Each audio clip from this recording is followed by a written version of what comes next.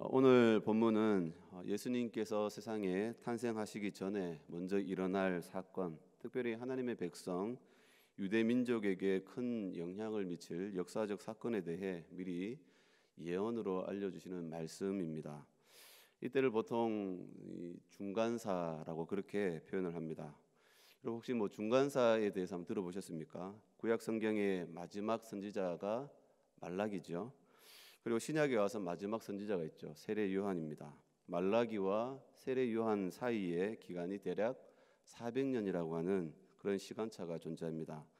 이 400년의 짧지 않은 긴 시간을 중간사라고 그렇게 부르고 있습니다.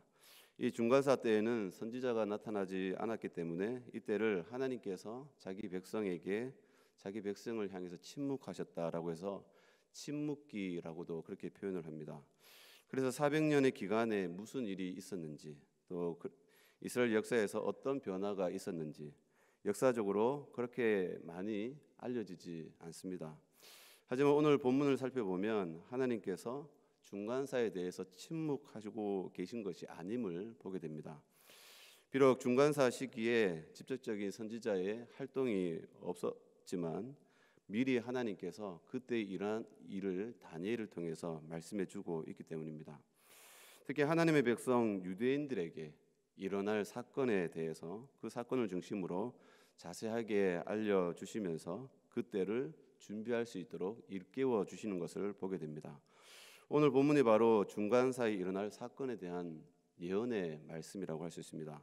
하나님은 다니엘을 통해서 중간사에 어떤 일이 일어날지를 미리 얘기해 주고 있습니다. 그럼 우리는 한 가지 사실을 발견하게 되지요.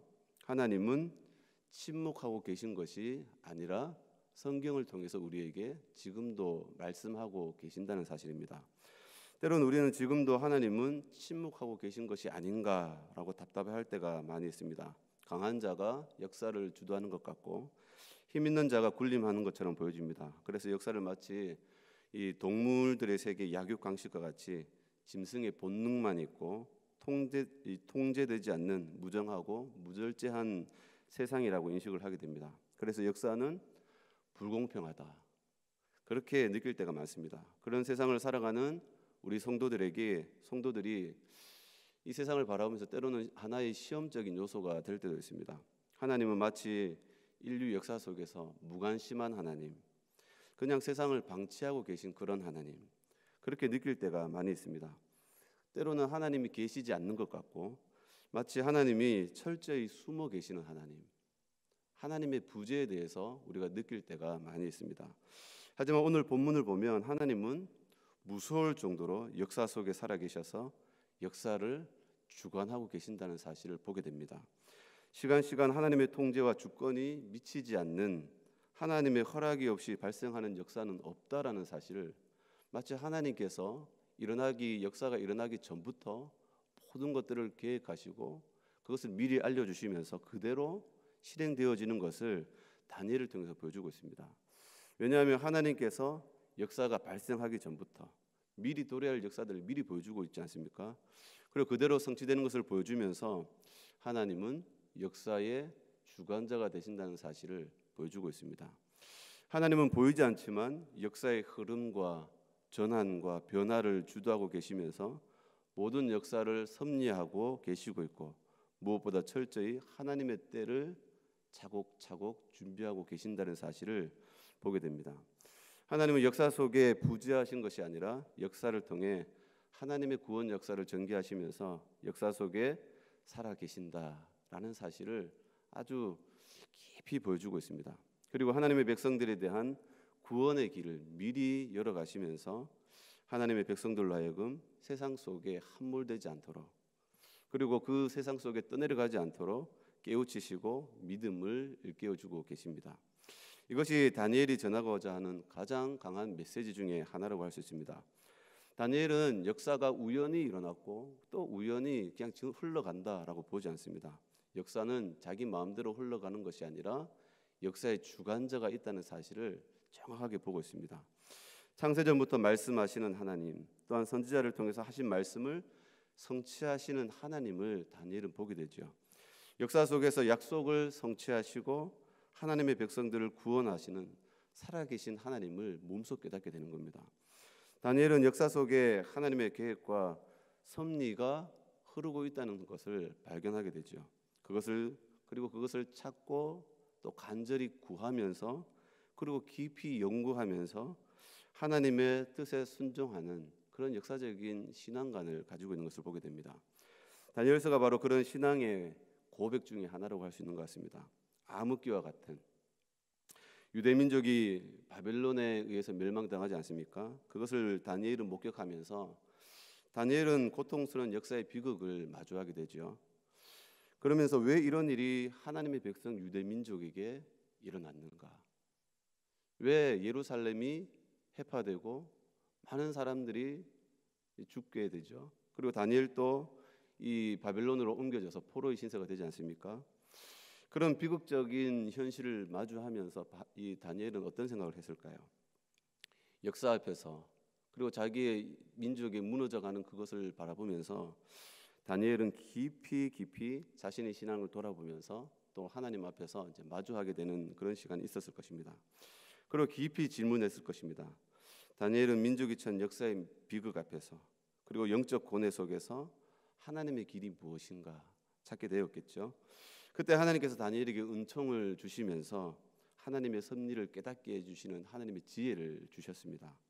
다니엘의 신앙은 그냥 피상적인 신앙이 아니라 역사와 마주하면서 역사 속에 하나님께서 깊이 움직이시면서 역사를 주관하고 계시는 그 하나님을 발견하면서 그러면서 그 역사 속에서 하나님을 만나게 되는 거죠.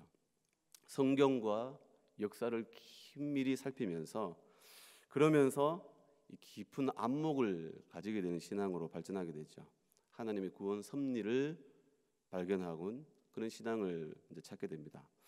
우리도 이런 다니엘의 신앙을 깊이 살펴보면서 우리는 신앙의 눈으로 세계와 역사를 살펴볼 수 있는 그런 신앙관이 가지면 좋겠습니다. 그래서 현재를 살아가는 우리가 하나님의 말씀으로 시대를 밝히고 또 하나님의 뜻을 드러내면서 바른 신앙의 역사를 만들어가는 주역이 될 수 있기를 바랍니다.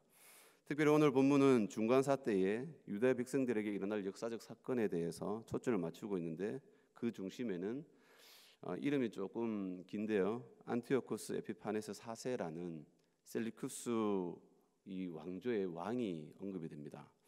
이 사람의 이름은 언급되지 않지만 이 사람을 특히 오늘 본문은 북방왕으로 그렇게 표현을 하고 있습니다. 그런데 북방왕과 대립관계에 있는 또 나라가 하나 있습니다. 남방왕으로 묘사되고 있죠. 이는 이집트와 팔레스틴에 거점을 둔 톨레미 왕조입니다. 셀루쿠스 왕조하고 톨레미 왕조 이 두 나라가 이스라엘 역사 중에 중요한 이유가 있죠. 왜냐하면 바로 이 중간사 때 이스라엘을 지배하면서 정치적인 영향력을 행사했던 나라이기 때문에 그렇습니다. 처음 이스라엘을 다스렸던 나라가 누구죠? 바벨론입니다. 기억하죠? 바벨론의 이 통제를 받았죠. 그리고 바벨론이 멸망하고 그 뒤를 이은 나라가 바사 제국이죠. 바사가 지배를 했을 때 그때 이제 고레스 원년이라고 나오지 않습니까? 이 고레스 원년 때에 이스라엘에게 중요한 역사적 전환점이 생깁니다. 본국으로 돌아가도 좋고 또 예루살렘 성전을 지을 수 있도록 허락을 하게 됐죠. 그러면서 예루살렘이 건축되고 또 많은 유대인들이 본국으로 귀향을 하게 됩니다. 그리고 성벽이 세워지고 점차 유대 민족의 정체성을 회복해 가기 시작합니다. 이후 이제 바사 제국이 무너지고 알렉산더 이제 이 대왕이 나타나죠. 그런데 이 알렉산더 대왕이 헬라 제국을 만들면서 곧바로 이 젊은 나이에 바로 죽게 됩니다. 그러면서 그 강대한 나라가 네 개의 나라로 이제 분할되게 되죠. 그때에 이스라엘에 속한 팔레스틴 그것을 다스렸던 그 영토를 이제 분할받았던 나라가 바로 톨레미 왕조입니다. 이때 이 지배 세력 안에 있을 때 크게 어려움이 없었습니다. 이때 역사적으로 굉장히 중요한 일이 있었는데 히브리 성경이 헬라어로 번역되는 70인역이라고 하는 성경이 이때 만들어지게 됩니다. 이때가 BC 한 250년경으로 추측을 하는데요. 이 톨레미의 수도였던 알렉산드리아 이 나라가 이 수도의 가장 큰 특징 중에 하나가 학문이 굉장히 발달했습니다. 그래서 이 도서관이 굉장히 발달해 있어서 많은 책들이 있었다고 합니다. 그의 영향의 결과인지 몰라도 유대인 학자와 장로들 72명을 불러가지고 그 중에 뭐 죄인도 있고요, 감옥에 갇혀 있는 사람도 있고, 이런 사람들을 이제 뭐 구원해 내 가지고 이제 성경을 번역할 수 있도록 헬라어로 그렇게 번역할 수 있도록 해서, 그렇게 해서 이 히브리어 언어로 되었던 이 성경, 구약 성경이 헬라어로 이제 번역이 되게 되죠. 이때는 이 디아스포라라고 해가지고 많은 유대인들이 이 예루살렘에 있었던 것이 아니라 각 나라에 막 흩어져 살아 있었습니다. 그러면서 2세, 3세가 막 이렇게 태어나지 않습니까?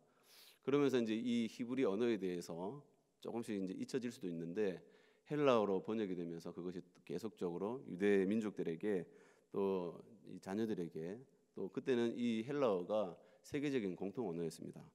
그러니까 이 70인역이 번역되는 것이 굉장히 큰 의미가 있죠.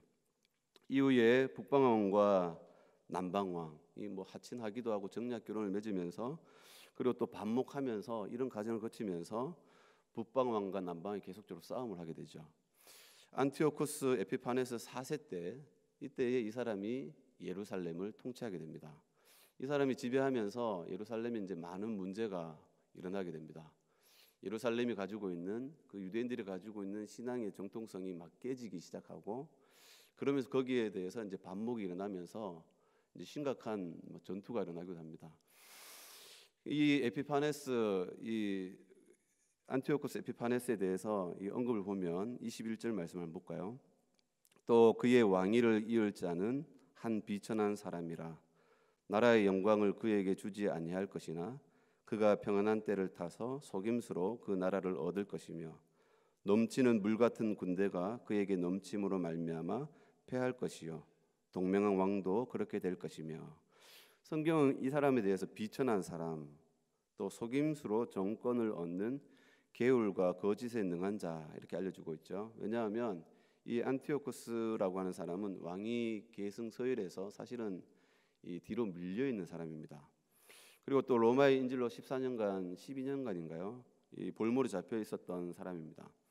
그러면서 이 사람이 왕위를 얻기 위해서 자기 조카가 사실은 이제 왕위 계승자였는데요.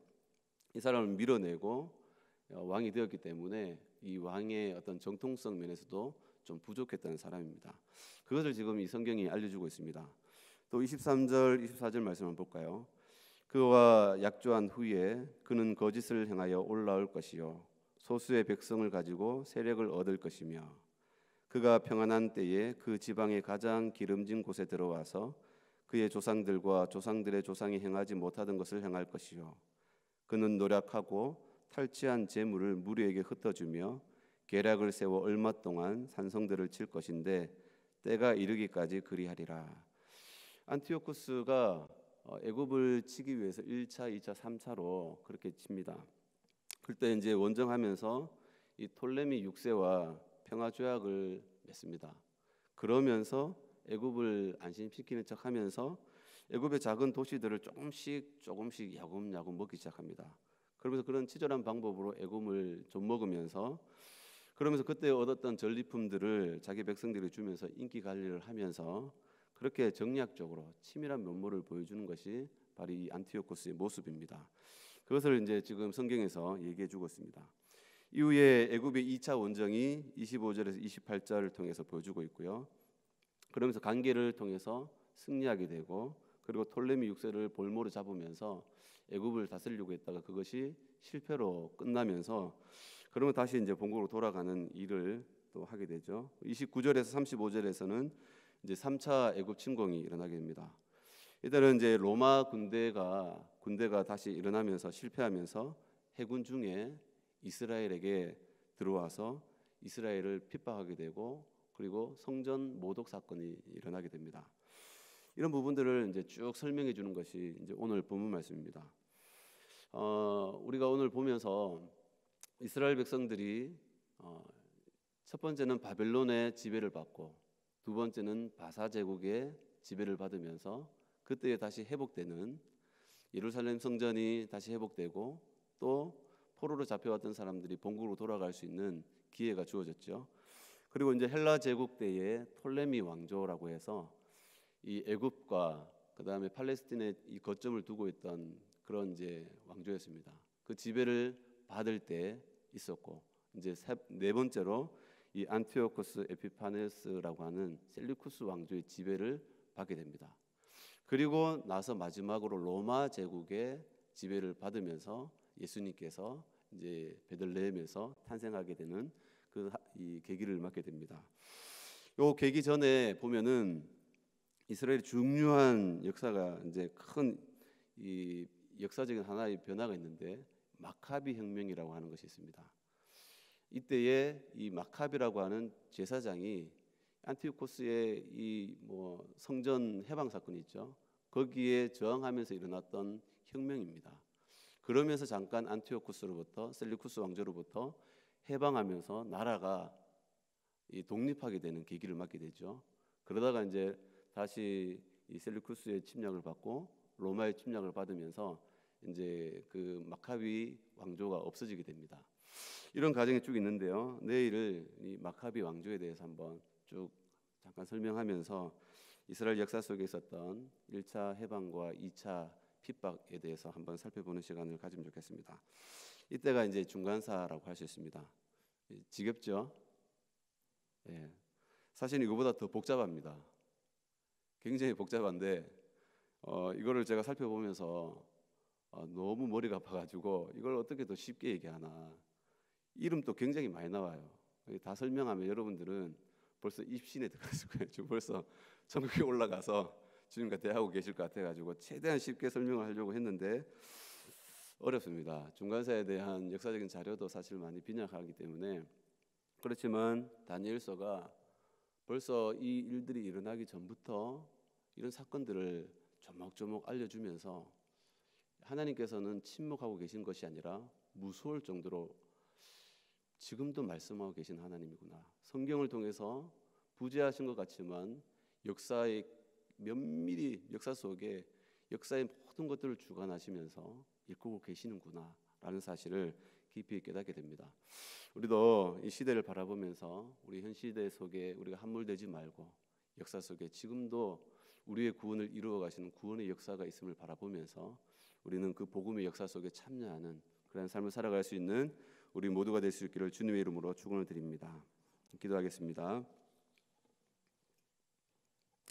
하나님 아버지 감사합니다. 역사의 주관자가 되셔서 또한 우리의 나아가는 걸음걸음 또한 우리의 필요를 채우시며 또 우리의 호흡과 우리의 생명을 주장하시는 하나님 아버지, 하나님의 은혜 속에 우리를 붙들어 주심에 감사와 찬양을 드립니다. 하나님 아버지, 우리가 우리에게 주어진 역사와 마주하면서 우리 현실을 살아갈 때에 때로는 우리의 신앙이 낙심이 되기도 하고 때로는 우리의 신앙이 상처를 입을 때가 있음을 고백합니다. 역사 속에서 때로는 길을 잃고 우리의 마음이 때로는 어떻게 해야 될지, 때로는 하나님은 어디에 계신지, 하나님의 부재하심에 대한 그런 느낌 때문에 우리의 믿음이 낙심될 때도 있음을 고백합니다. 하나님, 우리 연약함을 긍휼히 여겨 주시고 또한 하나님의 말씀에 귀를 기울일 수 있도록, 또 다니엘을 통해서 역사 속에 하나님께서 움직이시면서 그리고 그 역사를 주관하고 계시면서 섭리하고 계시면서 하나님의 백성들의 구원을 이끌어 가시는 그것을 깨닫게 하시면서 하나님의 역사를 드러내신 것처럼 하나님, 우리도 지금 살아가는 우리의 삶의 중심 가운데에서 하나님의 말씀을 기억할 수 있도록 도와주시고 그 말씀을 통하여서 세상을 바라볼 수 있는 믿음과 안목을 도하여 주시기를 원합니다. 하나님 아버지, 우리에게 믿음을 도하여 주시옵소서. 지혜와 명철을 도하여 주시옵소서. 이 새벽에도 하나님 앞에 나와 기도하기를 원합니다. 너희 염려를 다 주께 맡겨버리라. 이는 저가 너희를 돌보심이라고 하신 말씀과 같이 우리를 돌보시는 하나님, 우리 연약함을 붙들어 주시고 우리 염려를 긍휼히 여겨 주시고 이 새벽에 하나님 앞에 간구하는 기도에 응답하여 주시옵소서. 이 새벽에 하나님 앞에 빈손으로 나오지 않고 정성껏 예물을 준비해 드립니다. 예물 가운데 하나님 앞에 올려드리는 간절한 기도와 기도 제목들이 있습니다. 그 기도 제목들을 살피시며 모든 지각이 뛰어난 하나님의 평강으로 응답하여 주옵소서. 이 새벽에도 하나님 앞에 기도할 때에 성령께서 우리 연약함을 도와주시며 말할 수 없는 탄식으로 우리를 중보하시는 성령의 은혜 가운데 간구할 때에 주님 우리에게 강하고 담대한 믿음을 더하여 주시며 하나님의 뜻 가운데 구하시는 성령의 기도를 통하여서 중보하심을 통하여서 하나님의 뜻이 날마다 우리의 삶 속에 성취되게 하여 주옵소서. 주께 감사드리오며 거룩하신 예수님의 이름으로 기도드리옵나이다. 아멘.